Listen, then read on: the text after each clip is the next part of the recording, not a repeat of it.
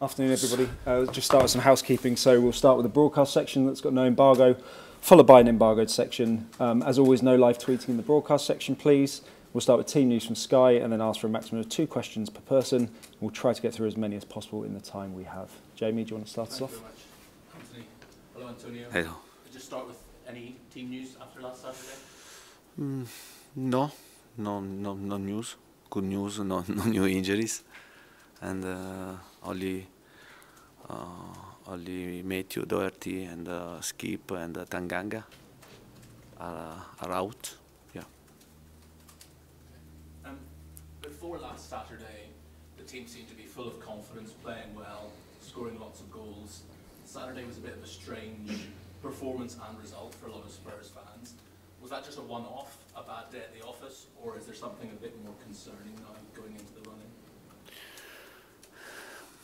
For sure, and our hope and our desire in every game to play well, to score goal, and also to get 3 points. And but you know very well that it's not every game is not simple.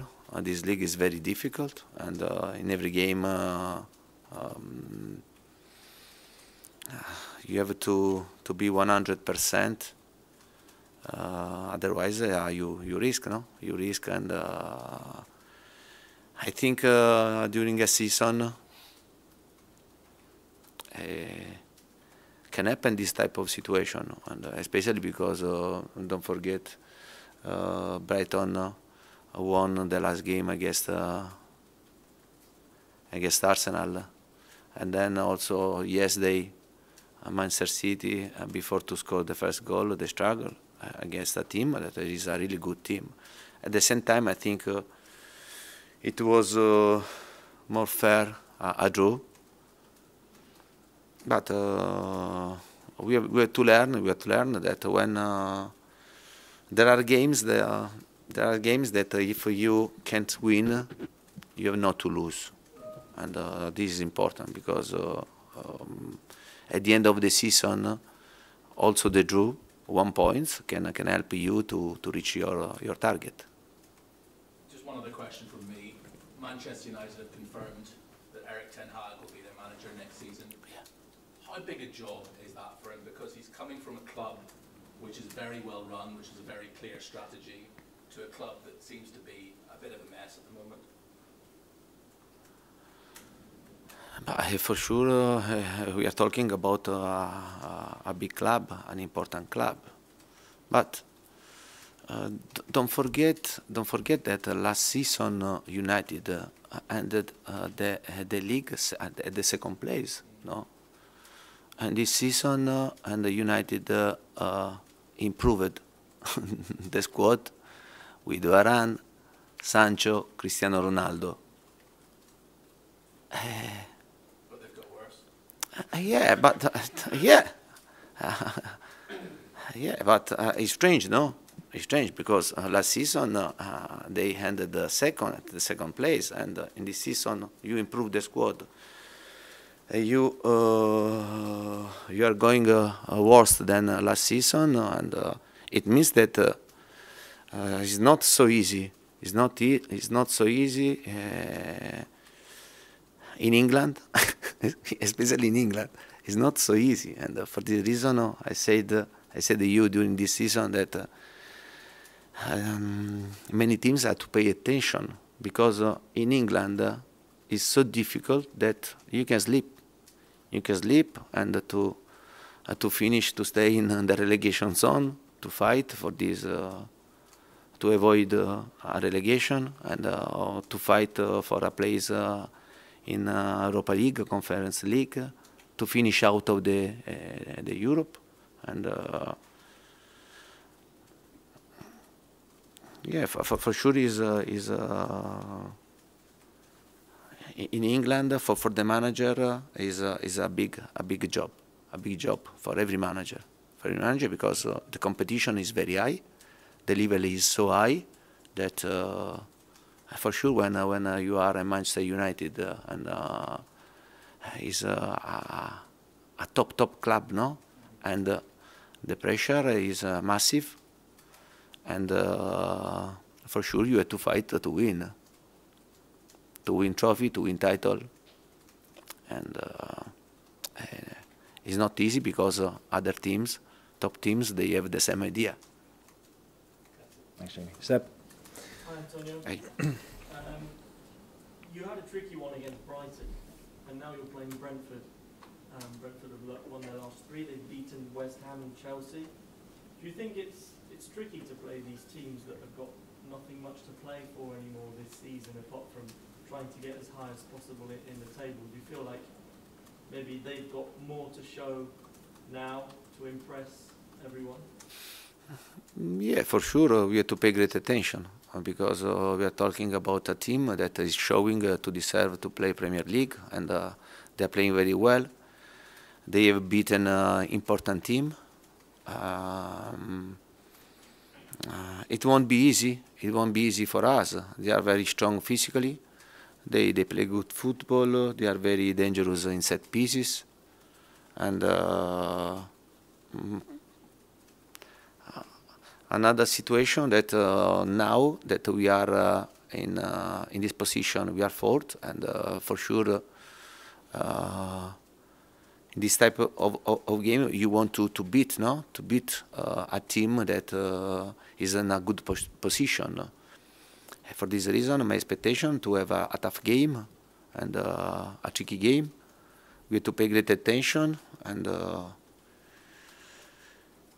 we have to be ready. We have to be ready. We have to be ready because now not many games to go, and every game is very important for us, especially because, I repeat, we want to stay until the end to fight in this race for a place in Champions League. Just one more from me on Wingman's son. He's scored 17 goals in the Premier League this season. He's equalled his best total. He seems to be even more efficient. I mean, he was already a great player, but this season he seems to have that bit more. Can you talk us through how you felt with him this season and how you feel about him? But you know very well that we are talking about an important player. Sonny, his time with Tottenham was from the start until now amazing. He has to try to continue in this way, and yeah, because we need to improve, to continue to score, and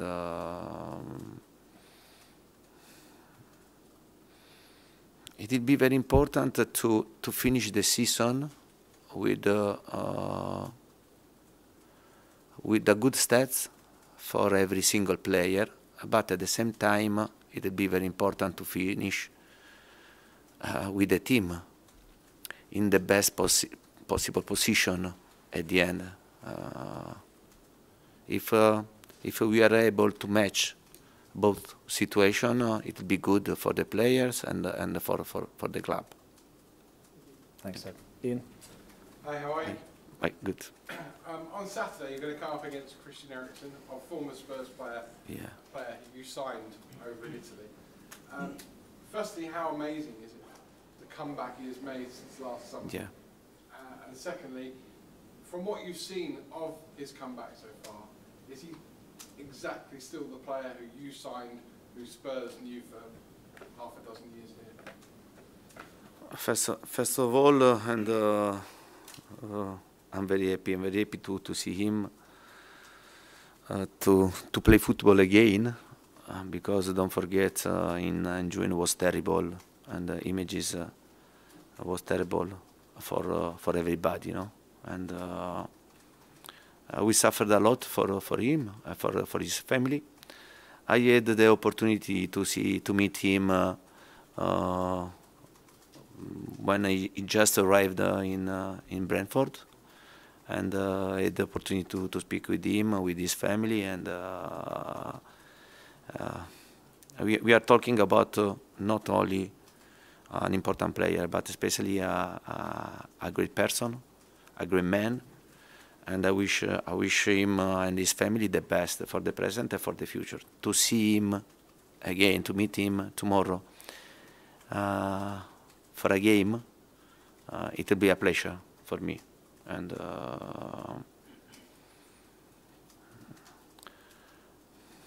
yeah, and it's incredible. It's incredible because not many times ago happened what happened, and to see him again, no, to play football is make me very happy. Make me very happy because I know that football is life, and to have this opportunity is great. It's great for him and for his family because now they come back to have a normal life. Yeah. And for most of the time you've been here, when we've been speaking to you, you've been chasing 4th place. You've been behind Arsenal, and we've said, can you get 4th? Can you get ahead of Arsenal? Now you are the team that everybody else is chasing, and I guess you're still probably chasing Chelsea in 3rd. It's a very congested table. Is there any more pressure on you now that you're in that 4th place and everybody else wants to take it away from you? But I think, first of all, I think that we were very good to be in this race, and 6 games to go. And honestly, before we didn't think, we didn't think that there was this opportunity. Instead, through the work, through the improvement, and we earned to stay in this race. And now, for sure, we are in this race. We want to try to stay until the end. We know very well the difficulty to compete with other teams, and I don't think Chelsea can go in this race because Chelsea is. In my opinion, in this moment, they are in a different level, and they are there because they missed some games, but they don't stay in this race. I think that we have to fight with Arsenal. That yes, they show to be in good form, and United, West Ham, and also there is Wolverhampton for this. And we have to think to ourselves, and we deserved to stay in this race. We earned to stay in this race, and now we have to fight. We have to fight until the end. And in the last second of the last game, we'll see which will be our place, in the table. Thanks, Ian. Nigel? Antonio, in recent weeks, West Ham, Man United, Arsenal and yourselves have all dropped points. Why do you think nobody's been able to take charge of the race for top 4? But I said before the game against Brighton that in this type of race it will be very important to do less mistakes possible. Yeah, but in this league you can drop points with in every game because the game that you are going to play, they are all very tough, and they are not easy game that you are sure I'm going there to get 3 points. And United against Norwich 3-2, and before at 75 minutes they were 2-2, and very, very, very difficult, and especially because when you are going to play against teams that are involved in the relegation zone, and West Ham, Barley, and you know that it won't be easy. And I think this race, the team that is able to do less mistakes from now until the end can earn the possibility to play in the Champions League next season. Thanks, Nigel. And we'll finish this section with Alistair, please. New 5-year contract for Oliver Skip this week. I mean, how important can he be for the long-term future for Tottenham? Yeah, but I'm very happy. I'm very happy for Skippy because we are talking about a good player, young player, a player from academy, and you know very well the importance also to develop for this club to develop players from the academy. And in the squad we have Tanganga also, and then Scarlett, Harvey also is improving a lot. I'm very happy for him because he's not only a good player, but we are talking about a fantastic guy. Unfortunately, he had this problem, and he's having a bit of problem, no, with this injury because in this moment he's not available. I know his frustration. I think this renewal of contract show him that we trust him a lot, and it will be very important for the present and for the future for Tottenham. And yeah, I'm delighted for him. I'll ask you a very quick coaching question. You've got two fullbacks at the moment in Sergio Reguilón and Emerson Royal. Obviously you're playing them as wing-backs, and it's something both players have admitted it's not a role they've played in much before. How do you train a fullback to become a wing-back? Yeah, but I think that it's not.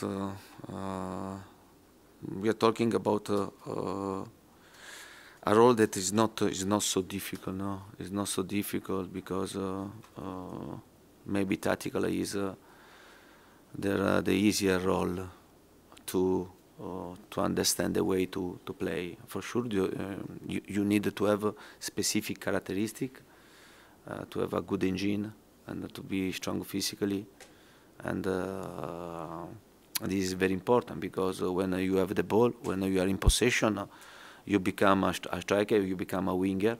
When you are not in possession of the ball, you become a defender. Yeah, I think that these players are improving.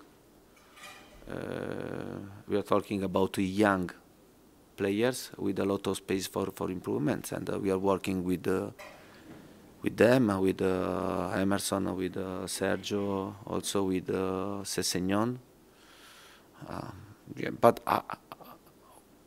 I hope to from now until the end to have all the players available, especially in this role, because otherwise becomes very difficult to face a different situation.